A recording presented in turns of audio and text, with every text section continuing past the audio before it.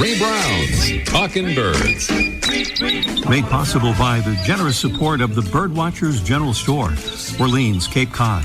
Birdwatchersgeneralstore.com. By Feather Snap, the smart bird feeder with a high-resolution camera and species identification software aimed to educate and spread joy to every level of avian enthusiast. Learn more at feathersnapcam.com. And by Vortex Optics with the VIP warranty, their unlimited lifetime promise to keep you and your optic covered. Learn more at vortexoptics.com. Good morning, afternoon, or evening, and welcome to our show number 1020. Well, as we start our show, our thoughts are with friends and listeners and all the folks out in Los Angeles as they begin to battle back from those horrible wind-driven fires this week. Later on in the show, we'll connect with another part of California with news of a fabulous festival that's coming soon, the San Diego Bird Festival. Right now, we're off to Arkansas with some cool sightings in this audio postcard. It's Donna Haynes here in Hot Springs, Arkansas, in Hot Springs National Park. We're at the Mountain Tower, and it's late in the evening, almost sunset, and we're currently watching two white-throated swifts, which are extremely rare for Arkansas. These are a western species of swift, but they're flying around the tower. It seems as if they're trying to find a roosting spot.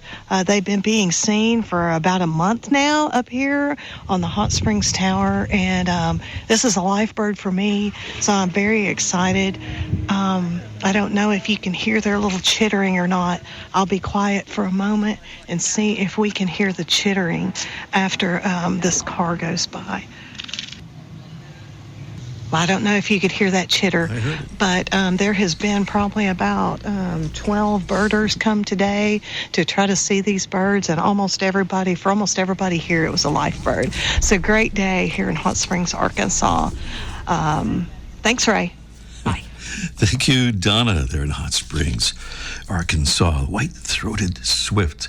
By the way, I want to mention, two things. One, we'd love to get audio postcards. So if you'd like to record yourself for 30 seconds or a minute, just observing birds or listening to birds, do that and just send the file to ray@talkingbirds.com, and it will become an audio postcard. That's ray@talkingbirds.com. The other thing is an invitation to check out our new audio postcards interactive map, because you'll see the locations of the many audio postcards we've received from all over the world. And if you click on any of the locations on the map, you'll be taken to the show on which the postcard was aired, so you can hear it. You'll find the map under the Get Involved tab at talkingbirds.com. Just click where it says Send Us an Audio Postcard. That'll take you right to the map. By the way, last week's audio postcard was from the Amazon rainforest in Colombia, and we have a cool photo from that source of audio postcard from Siva Golparanayanan. It's right now there. It's on our talkingbirds.com website and on our Facebook page as well. Let's get right to this thing here. It's our mystery bird. This is not the actual contest, but this is a preview of the actual contest. Our mystery bird is a small, heavily streaked finch that breeds across most of Canada.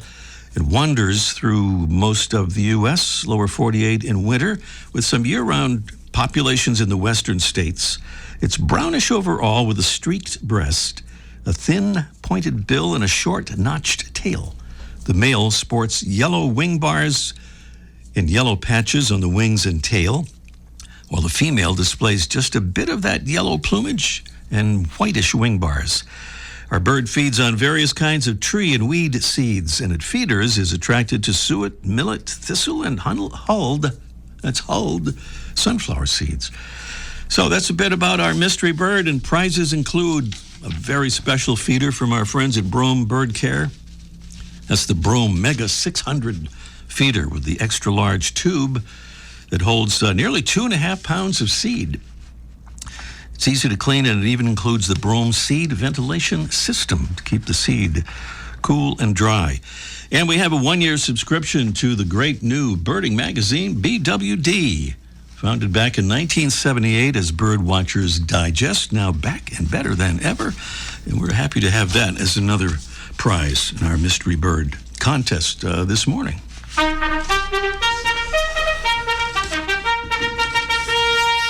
Tim is saluting, and we're all saluting our ambassadors, our Talking Birds ambassadors. Those are folks who let us send them little info cards about our show, which they hand out at their convenience to friends and neighbors. And we want to say thank you to Candace Habley from Waterloo, Iowa. She says, I'm a board member for Prairie Rapids Audubon in Waterloo. My friends and fellow board members, Chris and Craig Rash from Denver, Iowa, suggested Talking Birds to me a couple of years ago. Chris won a prize on one of your shows for identifying a hooded warbler, and you interviewed Craig about our Audubon Society's work for Iowa bird-friendly initiatives.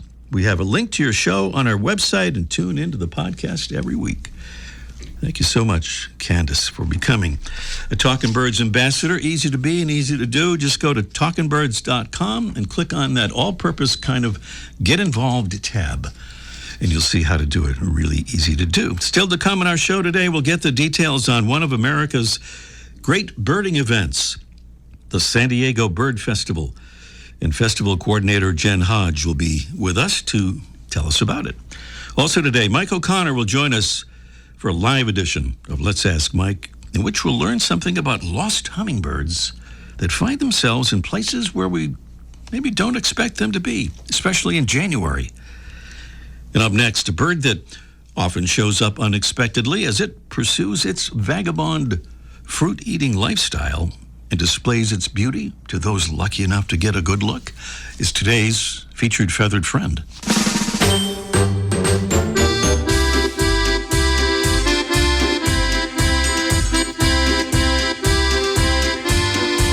If you pay a visit to our talkingbirds.com website or our Facebook page, you'll see John Middleton's fabulous photo of this week's featured feathered friend, that beautiful wanderer, the cedar waxwing. The cedar waxwing has to be one of the most elegantly beautiful birds on the planet, with its subtle blending of grays and browns and yellows on the wings, head, chest, and belly, usually accompanied by brilliant red, waxy tips on the secondaries of the wings. There's a yellow band at the tip of the tail, and the whole beautiful package is topped off with the head featuring a black mask and a jaunty crest. The cedar waxwing is one of the few North American birds that specializes in eating fruit, on which it can survive as its only food source for several months. That fruit diet helps with their nesting success when brown-headed cowbirds lay their eggs in the waxwing's nest. The cowbird young typically don't survive because although the nestlings are fed insects right after hatching, they soon get mostly fruit, and the cowbirds can't develop without more insect protein. On the downside of the fruit diet, cedar waxwings occasionally become intoxicated when they feed on overripe berries that have begun to ferment and produce alcohol. Fatal results may occur. Cedar waxwings breed all across Canada and are seen year-round over the northern half of the U.S., but their nomadic lifestyle sees them moving about irregularly, and both breeding and wintering areas may change from year to year, depending on food supplies.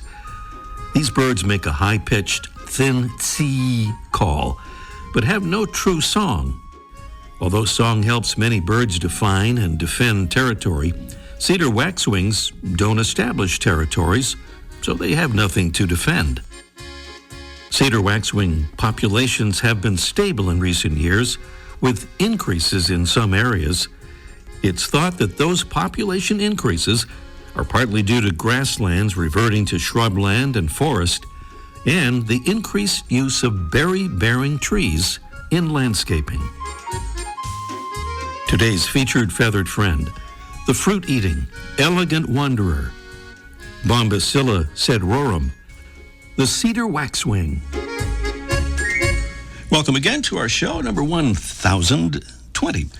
Jen Hodge is the coordinator of the great annual American bird event known as the San Diego Bird Festival, presented by the San Diego Bird Alliance. If you're near San Diego, or if you somehow need an extra reason to spend some time in that beautiful sunny locale in late February, early March, well, you've found it, and we've found Jen, who'll tell us a little bit about it. Good morning, Jen. Good morning, Ray. Wonderful to have you. And, I've just learned really about the fact that the San Diego Bird Festival has been around for something like 30 years. And, it's around that. I lost count, and I need to go back and do my math. But, yeah, we've been around for a while. Well, yeah. But we've got plenty of birds, so it's enough to sustain us for a very long time. Yeah, indeed. And you probably know the math on this. You've been working with the festival for 10 years yourself. Yeah, a little bit over 10 years. Last year was my 10th festival. All right. Well, and it's a great joy. It's a wonderful thing to be a part of. Yeah, happy anniversary on that too. So you've seen a lot of developments and changes. Maybe you can give us an overview of this year's festival and maybe some new wrinkles. Well, every year we say it's going to be our best and our biggest ever. Yeah. And I think that it's still true. This year we have some fantastic keynote speakers. We're bringing in Alvaro Jaramillo and Juliana Soto Patino and Amy Tan as keynote speakers for the festival this year. The famous Amy Tan, folks know her, of course, for the Joy Luck Club, her famous novel, and her latest bestseller, The Backyard Bird Chronicles. And that's, I understand, a big New York Times bestseller as well, right? It is. It's been very, very popular. And we just learned wonderful things about Amy in this book, that she's so talented as an artist, and in seeing, observing and relaying the beauty of nature. And you mentioned Juliana Soto Patino. Tell us a bit about her. She is a biologist who organized a really interesting expedition in Colombia to shed light on female ornithologists in Latin America. Wow. And the work that they're contributing to the scientific knowledge of birds. There's lots and lots of birds in Colombia, and they are sometimes very difficult to find. She organized this wonderful expedition. It was all women that went into the deep, dark jungle looking for birds, and to do banding and to do cataloging and to follow in the footsteps of Elizabeth Kerr, who was an ornithologist that didn't get a lot of attention for her work back when she was doing it. Really amazing. And some other new things. I know there's going to be a street fair this year. We're particularly interested because we're going to have some Talking Birds folks hosting a table for us there. Tell us about the street fair. Well, we've always had an exhibit hall, and it always features about 25 to 30 different vendors. And every year we get more people who want to be involved. And every year we're like, where are we going to put them? And so this year we have 2 days of the festival, March 1st and 2nd. We will be doing an outdoor street fair area with some of the more local vendors who can, they're going to come and they're going to talk about the things that they do locally.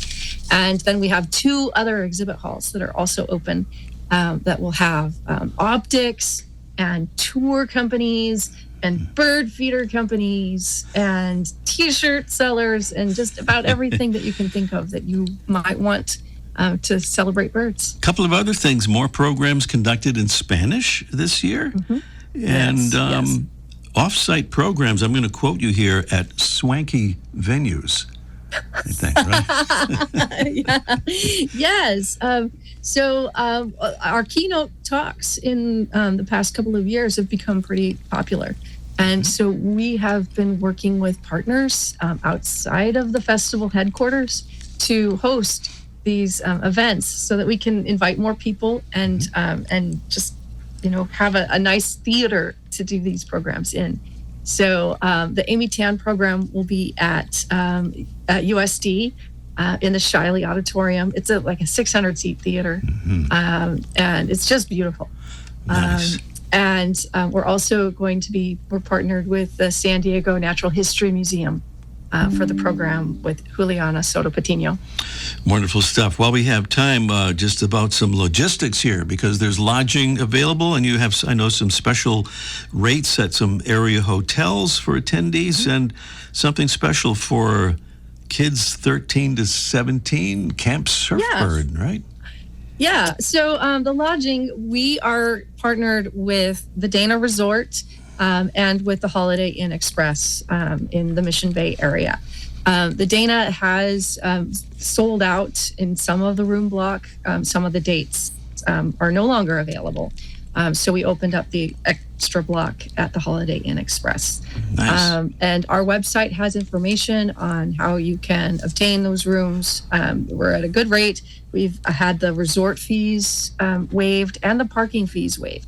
Wow. Which really it makes a big difference for folks who come to San Diego. We know that the lodging can be pretty expensive. Yes. Yeah, that's wonderful. And I know there are activities for the inevitable non-birding spouses and partners, right? And, and of course we have some art programs that we have scheduled, and we have classroom programs going on throughout the entire festival. So there's a lot of things in there that may be of interest to non-birding spouses, about like tours, wine and birds. There's some really fun things on the schedule. All right, and this is in San Diego, so there are lots of wonderful things to do there as well. The San Diego Bird Alliance's San Diego Bird Festival, February 26th through March 2nd. Registration is open. It's been open for a while, so don't wait if you think about attending this amazing festival. Again, it's February 26th through March 2nd. The website is SanDiegoBirdFestival.org, SanDiegoBirdFestival.org. Or you could just look up San Diego Bird Festivals, with how folks do that kind of stuff these days. Jen, thank you for the details. And good luck with what I know will be another fabulous and birdie event. Thank you so much, Ray. It's always wonderful talking with you.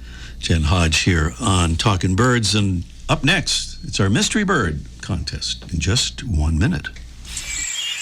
The flutter of a tail feather, the flash of a wing bar in mid-flight. You don't always have a lot of time to identify a bird in nature, let alone to appreciate its beauty. But with Vortex Optics, you'll have the power to bring every wild moment closer. When you choose Vortex, you're choosing to have a partner in the field as passionate about nature as you are. Whether you're spotting old friends on the backyard feeder or packing for a once-in-a-lifetime trip to add a few species to your life list, Vortex offers a full range of optics and optics accessories for every birder and every budget. And whether the birds are taking you to another state or another country, you're always covered by the Vortex VIP warranty, an unlimited lifetime promise to keep you and your optic covered. If you'd like to learn more, or if you need help choosing your next optic, give Vortex a call at 1-800-4VORTEX or visit vortexoptics.com. Remember when we did that Mystery Bird preview? I do. Yeah, we're not doing that. This is the real one. This is the thing. Right. This is the actual contest, and we're ready for your calls as soon as you can make them with your guess as to the identity of the bird or your definitive answer. If no answer is received, or no correct answer is received, we'll do a drawing so that we'll have a winner by hook or by crook.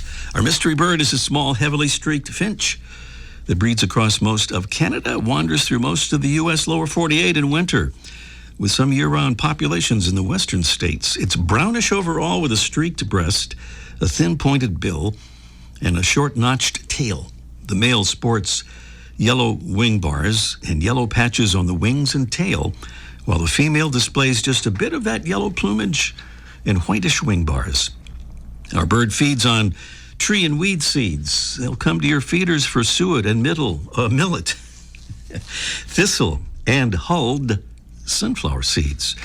That's our bird, and we have some wonderful prizes, including that gigantic Burrow Mega 600 feeder with the extra large tube, holds nearly 2.5 pounds of seed, and a 1-year subscription to BWD magazine. Each issue packed with beautiful photography and illustrations and in-depth articles by renowned experts on a wide variety of topics, from backyard birds to birding abroad and pretty much everything in between. That's our Mystery Bird Contest, and this is where we invite you to call us right now as soon as you can at 781-837-4900. Once again, that's 781-837-4900. Mike O'Connor is going to be with us live. It's Let's Ask Mike live in just 1 minute. Ready to take your backyard bird watching to the next level? FeatherSnap makes Wi-Fi-enabled smart bird feeders that blend the best of technology and nature. Get a high-def glimpse of your feathered friends with a top-of-the-line camera so every visitor can be seen with clarity and detail. A unique dual feeder bin helps attract more species, and built-in solar panels keep your camera's battery going strong. FeatherSnap's mobile app creates a truly immersive experience, allowing you to collect and organize your favorite pics and videos and earn badges along the way. FeatherSnap is a convenient and fun way to capture powerful images of your local birds and help get your friends and family excited about bird watching. Best of all, FeatherSnap offers expert-trained AI identification of more than 275 North American species, thanks to their in-house ornithologist. Check them out today at feathersnapcam.com. feathersnapcam.com. Hummingbirds in January. No, that can't be a thing. Well, I guess, it could be depending where you are, but not where Mike O'Connor is, because he's on Cape Cod. That's in Massachusetts, and that's kind of chilly this time of year, like below freezing and stuff like that. So, yes, good morning, Mike. Stuff like that. Stuff like that is a phrase I like to use. It kind of covers everything there. Always get specific when you can. You've got a black-chinned hummingbird, I believe, on the Lower Cape, as it's called, Provincetown area. That's right. As far away as you can out here on the East Coast, on the end of Cape Cod and Provincetown, there's been a black-chinned hummingbird that's been coming to a feeder for last month or so. And it's it's super rare. I think this is the latest in the season black-chin's ever been seen here. It's about 2 or 3 miles out of it. 2 or 3 miles. 2 or 3,000 miles out of its normal range. This is a western bird that most people would see in Arizona or New Mexico, California, and then they leave that area and they get out of Mexico for the winter. Well, this bird took the wrong turn, got a bad GPS reading, ended up in Massachusetts. And it's not unusual. A lot of people want to say, a storm blew it out there, but it's usually the bird just mixed up. They just got the wrong brain cells going on, and they started flying east instead of south, and then they get to the Atlantic Ocean, and they go, all right, that's far enough. We're going to settle down. and I'm sure it happens more than we know, and a lot of those birds just, we don't see, or they disappear. But this one found a feeder, and it's coming to somebody's house, and it's been coming for the last bunch of weeks. And we had it's a very generic looking bird. It's a young one or a female, and we had Sue Finnegan, the local bird band, to capture it, band it, study it. Turns out it's a black-chin, which is really, really super rare around here.